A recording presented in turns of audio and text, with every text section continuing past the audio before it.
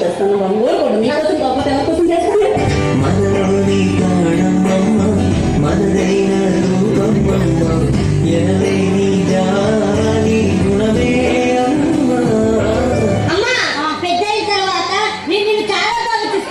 అవునా నేను విమానంలో తిప్పుతానమ్మా. నేను మహారాణిలో కాలు కింద పెట్టకుండా చూసుకుంటానమ్మా.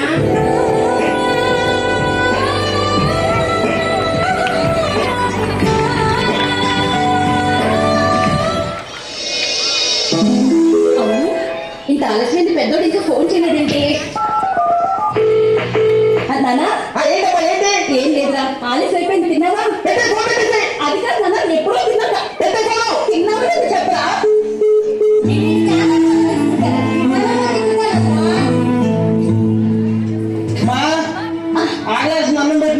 పెడతాను దగ్గు బాగా ఎక్కువవుతుంది నాన్న. కాస్త మందులు మారిస్తే కొంచెం కుదిరి పడతారా? ఏం పడతావమ్మా, నాకు వచ్చే జీతానికి ఈ మందులకి నెల ఇన్నిసార్లు తిప్పాలంటే నా వల్ల కాదమ్మా.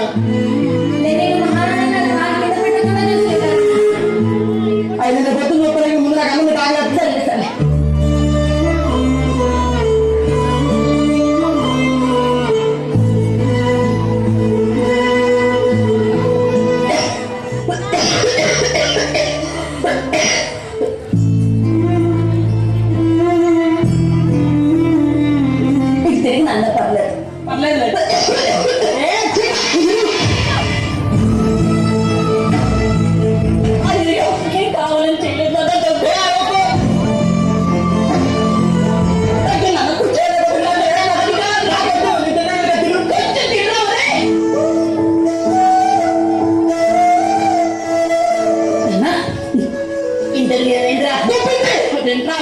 లేకపోతే ఏంటమ్మా ఇంటర్వ్యూ క్యూలో కూర్చొని ఆన్సర్ చెప్పినప్పుడు ఫోన్ చేస్తావేంటి? తినకపోతే చచ్చిపోతానా?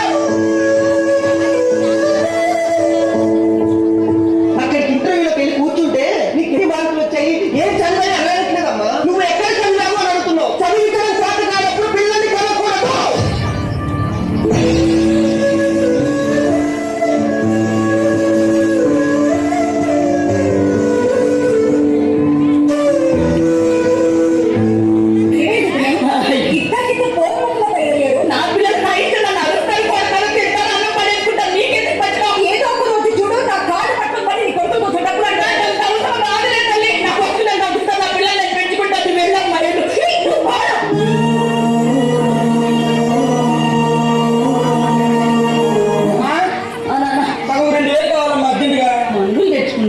అన్నం తెచ్చుకోవడం ఏందమ్మా? పోయిపోయి నీ వెంట కడుపులు పుట్టాను చూడు, నిజంగా బాధపడాల్సి వస్తుందమ్మా.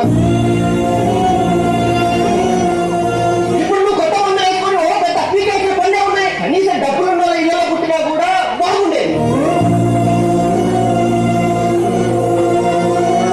రేపు నుంచి గుడికి వెళ్ళి నీలాంటి దాన్ని కడుపులో పుట్టకూడదని మొక్కుకుంటాము. ఈ అమ్మ ఎలాంటిదంటే అందరూ గొప్పగా చెప్పుకుంటారు, కానీ నన్ను ఎవరిని అడిగితే నాకు అసలు అమ్మ లేదని చెప్పుకుంటా.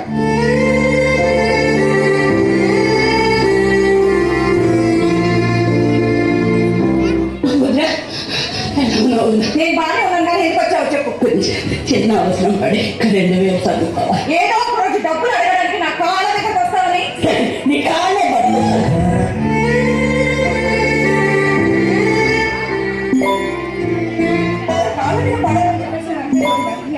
చూసుకుని జాగ్రత్తగా చూసుకోవాలి. నాకేం పిల్లలు బాగుంటే నేను బాగుంటాను.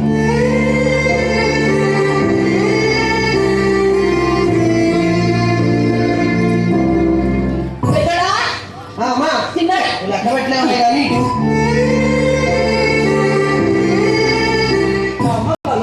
సరే మా సాయంత్రం వచ్చేసా.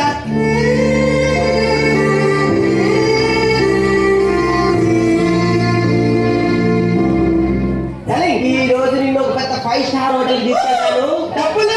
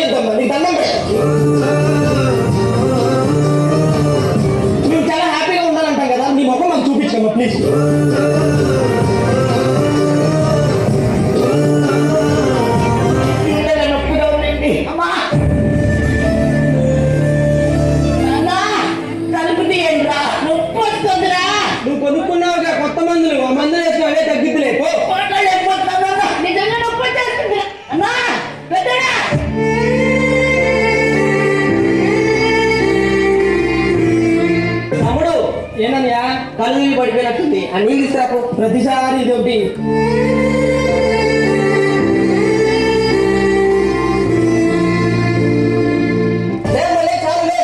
వీధిలో చూస్తే మేమేదో చేసేవాళ్ళుకుంటారు. లేకమ్మా చేసింది చాలు.